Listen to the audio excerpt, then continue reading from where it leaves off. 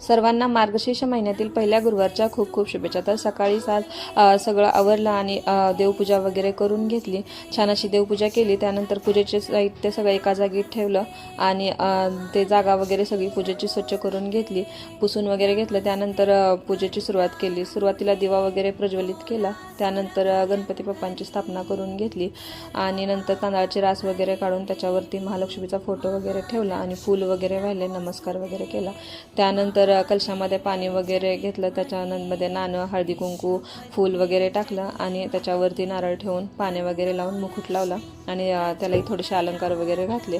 त्यानंतर 5 फळे वगैरे ठेवली आणि ओटीचं सामान म्हणून मी एक ब्लाऊज पीस आणि ओटी ठेवली होती। त्यानंतर थोडीशी रांगोळी वगैरे काढली आणि फ्लावरचं थोडंसं समईच्या साईडने डेकोरेशन केलं होतं। तर अशी ही पूजेची मांडणी मी केली होती।